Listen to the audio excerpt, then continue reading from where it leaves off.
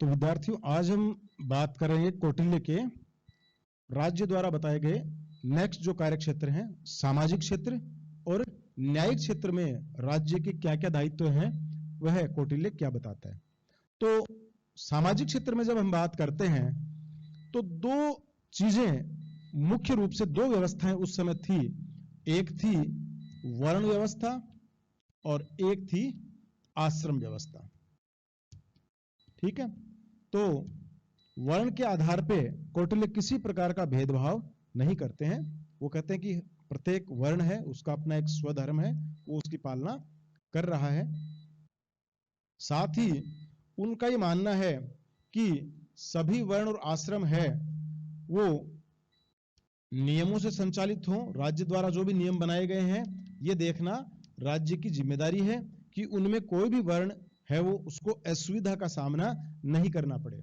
हर वर्ण को उसके जो भी उसके लिए आवश्यक परिस्थितियां हैं, उसके जो आवश्यक अधिकार हैं, आवश्यक जो स्थितियां हैं, वो उसको उपलब्ध करवाना और नियमों के अनुसार लोग अपना जीवन जी सके, अपने कर्तव्य की पालना कर सके, ऐसी परिस्थितियां पैदा करना ये राज्य की जिम्मेदारी वह बताते हैं, ताकि हर व्यक्ति अपनी मर्यादाओं की पालना कर सके, हर व्यक्ति अपने कर्तव्यों की जो भी निर्धारित उसके कर्तव्य हैं वो लोग अपने अपने उनकी पालना कर सके। ठीक है ना। तो समाज में जितने भी लोग रह रहे हैं उन सारे लोगों को इस तरह की व्यवस्था प्रदान करना राज्य की जिम्मेदारी कौटिल्य बताते हैं, जो प्रत्येक व्यक्ति अपने कर्तव्य को निर्विघ्न रूप से पूरा कर सके, अपने स्वधर्म की जो पालना है वो सही ढंग से कर सके। तो ये राज्य की जिम्मेदारी है। लेकिन साथ ही कौटिल्य यह भी कहते हैं कि यदि लोग अपना कार्य ईमानदारी से कर रहे हैं, अपने अपने कर्तव्यों की पालना कर रहे हैं, तो उस स्थिति में राज्य को अनावश्यक इन सामाजिक कार्यों में हस्तक्षेप करना नहीं चाहिए। ये कौटिल्य निश्चित रूप से कहते हैं कि सामाजिक कार्य, ये जो कार्य है वो व्यक्तियों के निजी कार्य होते हैं। समाज की जो रचना होती है वो व्यक्तियों के निजी सामाजिक नियमों के आधार पर तय होती है। तो इन सामाजिक नियमों में राज्य अपने राजकीय नियमों को अत्यधिक हस्तक्षेप नहीं करे, बिना मतलब का हस्तक्षेप नहीं करे, केवल उस स्थिति में हस्तक्षेप करे जब कोई व्यक्ति इन कर्तव्यों से हटके या दूसरे व्यक्तियों के कर्तव्यों को प्रभावित करता हो। उस स्थिति में ही केवल राज्य उन व्यक्तियों के जीवन में हस्तक्षेप या सामाजिक कार्यों में हस्तक्षेप कर सकता है, अन्यथा राज्य लोगों के सामाजिक कार्यों में हस्तक्षेप नहीं करे। ठीक है, तो ये एक सामान्य दिया है कि केवल एक तरीके से आप कह सकते हैं कि ऑब्जर्वर का सा एक काम करता रहे बस राज्य, मतलब सरल शब्दों में आप समझे तो सामाजिक जो दायित्व है उसमें जो दिया है वो एक ऑब्जर्वेशन का काम है कि जब लोग काम कर रहे हैं अपना तो वो नहीं बोलेगा, लेकिन जहां कोई व्यक्ति गलत है, नियमों से हटके कोई काम करने लग गया या जिनकी वजह से दूसरे लोगों में कोई समस्याएं क्रिएट होने लग गई, तो वहां फिर उसको वो कार्य करने की आवश्यकता हो जाती है। ठीक है ना, वहां उस स्थिति में फिर वो ये राज्य है वो अपना हस्तक्षेप करेगा। क्लियर है चीज। तो मुख्य रूप से आप इस चीज को ध्यान में रखिए और लगभग यही चीजें सामाजिक व्यवस्था के बारे में वो सामाजिक कार्य क्षेत्र में बताता है। नेक्स्ट हम बात करते हैं राज्य के कार्य क्षेत्र में न्यायिक कार्य। न्याय, जैसा कि मैंने पूर्व में बताया था कि कौटिल्य है, हमने पहले वीडियो में भी देखा था कि जो प्रजा को रक्षा का जो दायित्व है और इसमें जो आंतरिक रक्षा है उसमें मुख्य रूप से जो सबसे बड़ी जो भूमिका है वो किसकी है, वो कौटिल्य कहते हैं वो न्याय की भूमिका है। जहां न्याय में देरी होती है, कौटिल्य कहता है कि वहीं राज्य के सामने अनेक संकट आते हैं और उन संकटों का सामना करते करते राज्य कमजोर पड़ जाता है, नष्ट हो जाता है। ठीक है, तो ऐसी स्थिति के लिए कौटिल्य का यह मानना है कि न्याय व्यवस्था है वह राजा की प्रथम जिम्मेदारी बनती है। राजा की पहली जिम्मेदारी बनती है कि वह इस तरह की व्यवस्था करे कि प्रत्येक व्यक्ति को न्याय मिले, वादी है जो आए तो उसको रिलीफ मिले और जो अपराधी है उसको उचित दंड मिले। ये कौटिल्य मानते हैं कि न्याय व्यवस्था है वो सही ढंग से चल सके, क्योंकि ये कह रहा है कि जब न्यायपूर्ण शासन होगा, जहां न्याय की व्यवस्था उचित होगी, वही व्यक्ति अपने स्वधर्म की पालना कर पाएगा। ठीक है ना। स्वधर्म का मतलब वही कर्तव्य जो उसके कर्तव्य मिले। ये कह रहे जहां न्याय नहीं होगा, जिस राजा द्वारा न्याय की स्थिति उत्पन्न नहीं की जाएगी, उस स्थिति में कौटिल्य कहते हैं कि व्यक्तियों को स्वधर्म की पालना करने में अनेक प्रकार की समस्याएं उत्पन्न होगी, और ये कहता है कि वहीं से सारी समस्याएं फिर धीरे धीरे उत्पन्न हो जाएगी। ठीक है ना। तो ऐसी स्थिति के लिए कौटिल्य इस चीज पे विशेष बल देता है, किसके ऊपर? न्याय के ऊपर। ठीक है। तो उन्होंने दो प्रकार के न्याय की बात वह करते हैं। एक है सुधारात्मक न्याय और एक है वितरणात्मक न्याय। ठीक है। तो दो प्रकार के न्याय है, सुधारात्मक न्याय और वितरणात्मक न्याय। तो सुधारात्मक न्याय तो आप सब जानते हैं। सुधारात्मक का मतलब है कि व्यक्ति ने कोई भी अपराध किया हो तो न्यायालय क्या करेगा? उस संपूर्ण घटना का विवेचन करेगा, उसे देखेगा, उनके सभी पहलुओं को देखेगा, उन परिस्थितियों को देखेगा, और उसके बाद में अपराधी को उचित दंड देकर उसको भविष्य में वह न करे। यह सुधारात्मक हो गया। ठीक है ना। यहां न्याय का मुख्य लक्ष्य क्या है? उसको सुधारना या उसको और कड़ी सजा देकर दूसरे लोगों के लिए एक नजीर पैदा करना, ताकि दूसरे लोग भी उस जैसा अपराध करने की हिम्मत नहीं कर सके। तो स्वयं भी सुधरता है और उसकी स्थिति को देखकर दूसरे लोग जो अपराध करने की सोच रहे हैं, जो अपराध करने का मानस बना रहे हैं, उन पर भी इतना प्रभाव पड़े कि वो लोग भी उससे इतने भयग्रस्त हो जाएं कि वो भी वैसा अपराध नहीं करें। तो ये न्याय का एक कॉन्सेप्ट हो गया, न्याय की एक अवधारणा हो गई, सुधारात्मक न्याय। ठीक है ना। दोषी को दंड देना ताकि वह भी सुधर जाए और समाज के बाकी लोग भी उसकी स्थिति को देखकर सुधर जाएं।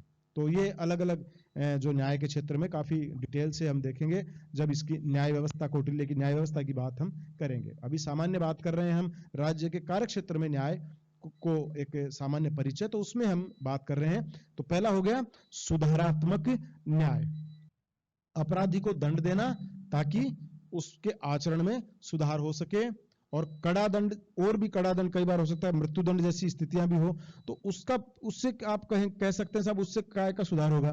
तो उसके लिए मैंने आपको भी बताया कि समाज में भी एक ऐसा मैसेज देना ताकि वो अपराध दोबारा कोई व्यक्ति नहीं करे। तो हर व्यक्ति में और समाज के बाकी लोगों में सुधार, एक तो इसके लिए अपराधी को दंड देना ये प्राइमरी चीज है। तो ये हो गया सुधारात्मक न्याय। दूसरा है वितरणात्मक न्याय। वितरणात्मक न्याय का मतलब सीधा जिसे हम कहते हैं कि न्यायपूर्ण वितरण, संसाधन जो है उनका न्यायपूर्ण वितरण। ऐसा नहीं हो कि कुछ लोगों के पास तो इतनी अधिक चल अचल संपत्ति हो जाए कि उनके पास अथाह संपत्ति पड़ी हो, और दूसरी तरफ इतनी कम संपत्ति हो जाए कि लोग अभावग्रस्त रहने शुरू हो जाएं, लोग भूखे मरने की नौबत आ जाए, लोगों के पास मकान नहीं हो, जमीन नहीं हो। इसकी बात कौटिल्य यहां कहते हैं कि यह गलत है। ऐसी स्थिति यदि राज्य में है तो ये स्थिति बहुत ही गलत स्थिति है। इसके लिए कौटिल्य मुख्य रूप से इस बात की व्यवस्था करते हैं जिसे वितरणात्मक न्याय हम कहते हैं, कि उस राज्य में स्थित संसाधनों का जो वितरण है वो इस प्रकार किया जाए कि किसी के हक में बहुत ज्यादा नहीं हो और किसी के हक में बहुत कम नहीं हो, कि व्यक्ति बिल्कुल अभावों में अपना जीवन जीना शुरू कर दे। तो एक तरीके से आप ये कह सकते हैं कि वितरणात्मक न्याय का सीधा सा अर्थ है कि कोई भी व्यक्ति अभावग्रस्त नहीं रहे। ये व्यवस्था करना भी राज्य की प्रमुख जिम्मेदारी है, राज्य का दायित्व है। साधनों का वितरण न्यायपूर्ण हो एवं औचित्यपूर्ण हो। औचित्य का मतलब है कि जिस व्यक्ति की जितनी क्षमता है उसको उतना मिले। ठीक है ना। तो उसकी क्षमता के अनुसार उसको मिलना भी चाहिए, लेकिन क्षमता के अनुसार इतना अधिक भी उसको नहीं दे दिया जाए कि फिर दूसरों के हिस्से से आप निकाल के उसको देना शुरू कर दें। तो ये एक तरीके से जो समानता है, जो ये कहता है कि ये प्रकृति के न्याय के विरुद्ध है। प्रकृति ने प्रत्येक व्यक्ति को समान चीजें दी है, तो अब केवल कुछ लोगों की चालाकियों की वजह से या अत्यधिक क्षमता की वजह से वो अपना संग्रह करना शुरू कर दे, तो ये कह रहा है कि ये प्राकृतिक न्याय नहीं है। मतलब एक तरीके से अपन जिसको कह सकते हैं, तो प्लेटो उसी चीज में एक तरीके से बिलीव करता है कि वितरणात्मक न्याय होना चाहिए और ऐसी व्यवस्थाएं होनी चाहिए कि जितने भी साधन है उन साधनों का एक बैलेंस जो है वितरण में वो होना चाहिए, एक संतुलन है वो वितरण में होना चाहिए। समझ गए आप इस चीज को? तो ये कहलाता है वितरणात्मक न्याय। अब देखिए, अब हम बात करें न्यायिक कार्यों की। तो न्यायिक कार्य के लिए कौटिल्य मुख्य रूप से दो प्रकार के न्यायालयों की बात करता है। एक सामान्य न्यायालय, धर्मस्थीय न्यायालय, और एक है कंटक शोधन न्यायालय। ठीक है ना? धर्मस्थीय या व्यवहार में होने वाले अपराधों के लिए गठित न्यायालय। व्यवहार मतलब व्यक्ति का व्यक्ति से। तो सामान्य मतलब आम जनता जो है, आम जन जिसमें यहां आ गई, व्यक्ति तो सारे ही हैं लेकिन आम जन जो है प्रजा के बीच में, तो प्रजा के मध्य है जो आपसी व्यवहार को लेकर जो अपराध उत्पन्न होते हैं, जिसमें मुख्य रूप से इसमें दीवानी मामले सारे, धन संपत्ति, अचल संपत्ति, इनको लेकर जो भी कोई संपत्ति संबंधी विवाद हो तो दीवानी मामले सारे, और फौजदारी से संबंधित गौण मामले, छोटे मोटे मामले जो हिंसा संबंधित होते हैं, गौण मामले, वो इसमें शामिल हो जाएंगे। तो गौण फौजदारी के मामले और बड़े दीवानी के संपूर्ण मामले, दीवानी मामले जो चल अचल संपत्ति से जुड़े हुए मामले हैं वो सारे। तो इन सारे मामलों को लेकर तो एक न्यायालय, जिसको वह व्यवहार न्यायालय या धर्मस्थीय न्यायालय का नाम देता है, कि इनकी सुनवाई इसमें होनी चाहिए। इनमें मुख्य रूप से उन अपराधों को शामिल किया जाए जो नागरिकों के मध्य पारस्परिक व्यवहार को लेकर जो किसी प्रकार का संघर्ष उत्पन्न हो गया हो, कलह उत्पन्न हो गई हो, या कोई विवाद खड़ा हो गया हो, तो इन न्यायालयों में इन मामलों का विवेचन किया जाए, और विवेचन करने के बाद में पूरा हर जांच, हर एंगल से उसकी जांच परख करने के बाद में न्यायाधीशों को जो भी उचित लगे, जो भी अपराधी है उसे वह दंड दे। तो एक तो ये न्यायालय की व्यवस्था करते हैं और ये न्यायालय अपना लगातार काम करे। दूसरा, उन्होंने माना है कि कुछ अपराध जो मतलब जो तीव्र फौजदारी के मामले होते हैं, जिनमें उन्होंने माना है कि समाज में कुछ जो कंटक प्रवृत्ति, जो एक आदतन अपराधी जो हैं, उन आदतन अपराधी हैं, या जो एक तरीके से आप कह सकते हैं कि जो विशेष प्रकार के जो दुष्ट बुद्धि वाले लोग होते हैं, जो बार बार अपराधों को कारित करते हैं, उनके द्वारा किए जाने वाले अपराध। और एक, इस न्यायालय में जितने भी सरकारी कर्मचारी हैं उनके द्वारा कोई अपराध, उत्पीड़न या शोषण के मामले हैं वो, और एक इसमें उन्होंने शामिल किया है व्यापारियों द्वारा किए जाने वाले अपराध। ठीक है? तो सीधा सार समझ गए आप। यदि अपराध आम नागरिक के व्यवहार को लेकर होता है, परस्पर दोनों के उनको लेकर कोई मध्य विवाद उत्पन्न होता है, तो वो तो जाएगा धर्मस्थीय न्यायालय में। और यदि मामला किसी कर्मचारी का है, राज्य के जो कर्मचारी हैं वो किसी का शोषण या इस तरह का कर देते हैं, या वो कोई अपराध करते हैं आम नागरिक के प्रति, तो यहां कर्मचारी आम नागरिक के प्रति करता है तो उस स्थिति में, या राज्य के प्रति कोई अपराध करता है, राज्य के अन्य किसी के प्रति करता है, या व्यापारी कोई अपराध करते हैं, या फिर दुष्ट प्रकृति के जो निर्धारित कुछ लोग होते हैं जो कुछ विशेष प्रकार के जो अपराध करते हैं, उन अपराधों को उन्होंने किस न्यायालय, उसके लिए अलग ही न्यायालय की व्यवस्था कर दी। इनसे संबंधित कोई भी अपराध आ जाए जिसमें ये लोग वादी या प्रतिवादी, मतलब प्रतिवादी के रूप में है, अपराधी के रूप में होते हैं, जिनके ऊपर कोई अभियोग दर्ज किया जाता है, तो ऐसी स्थिति में उनके लिए उन्होंने कंटक शोधन न्यायालय की बात की है। ठीक है ना? तो ये उन्होंने, और उनका मुख्य उद्देश्य मैंने बताया ना, देखे विशेष दुष्ट बुद्धि मतलब चोर है, डाकू जो डकैतियां उस समय डलती थी, वो इस तरह के जो मामले आते हैं उनको उन्होंने माना है कि ये विशेष प्रवृत्ति के कुछ अपराध हैं, तो उन्होंने उसको कंटक शोधन न्यायालय के अंदर लिया है। ठीक है? तो मुख्य रूप से कंटक शोधन न्यायालय का उद्देश्य क्या हो गया? आम नागरिक को कर्मचारियों के शोषण और उत्पीड़न से बचाना, और व्यापारिक जो अपराध हैं, मिलावट है, कम तोलना है, पैसा ज्यादा वसूल करना, इस तरह के जो भी अपराध हैं, इन सारे अपराधों के द्वारा किसी भी प्रकार का कोई व्यापारी इस तरह के अपराध नहीं कर सके, इन सब से बचाने के लिए वह कंटक शोधन न्यायालय की बात करते हैं। ठीक है? और एक उनकी अंतिम जो नीति जो राज्य कार्य क्षेत्र के रूप में उन्होंने शामिल की है, जो आपको करनी है, वो है परराष्ट्र नीति। तो ये हम पूर्व में भी मनु की परराष्ट्र नीति पढ़ चुके हैं, जिसमें मंडल सिद्धांत, साडगुन्य नीति और उपाय, ठीक है।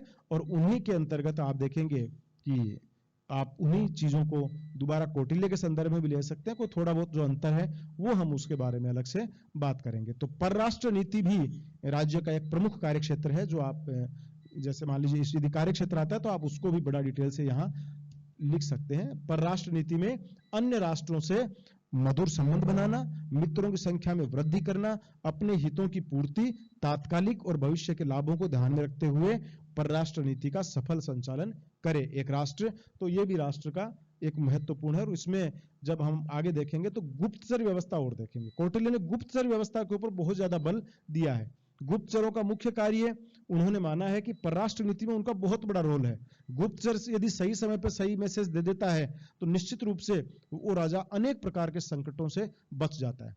इसी प्रकार से गुप्तचर है वो दूसरे राज्यों की प्रकृतियों में भेद कर सकता है, उनमें फूट डाल सकता है। ये गुप्तचर के कार्य हैं। तो गुप्तचरों के बारे में उन्होंने आंतरिक व्यवस्थाओं के लिए भी अलग गुप्तचरों की बात करते हैं, और परराष्ट्र नीति दूसरे राष्ट्रों के लिए भी वो गुप्तचरों की बात करते हैं। तो एक परराष्ट्र नीति का विदेशों से इस प्रकार का संचालन करना भी राज्य का परम कार्य है कि उसके मित्रों की संख्या वृद्धि हो, वो हमलों से बचे, ज्यादा से ज्यादा अपने आप को मजबूत बना सके, अपने हितों की रक्षा कर सके। तो ये है कौटिल्य द्वारा बताए गए राज्य के कार्यक्षेत्र, ठीक है। ये यदि प्रश्न बड़ा आता है तो आप इसमें फिर से मैं एक बार दोहरा देता हूं। यदि ये प्रश्न आते हैं तो सबसे पहले राजा का कार्य बनता है, राज्य का जो कार्यक्षेत्र है वह है प्रजारक्षण का, उसके बाद में जन कल्याण का, उसके बाद में प्रशासनिक कार्यों का, उसके बाद में सुदृढ़ आर्थिक अर्थव्यवस्था का, उसके बाद में प्रशासनिक कार्य उसको बेहतरीन तरीके से करना है, न्यायिक जो व्यवस्था है उसका कार्य, सामाजिक व्यवस्थाओं की स्थापना का कार्य, और परराष्ट्र नीति का सफल संचालन। तो ये सारे कार्य आप बता सकते हैं एक राज्य के कार्यक्षेत्र में, ठीक है।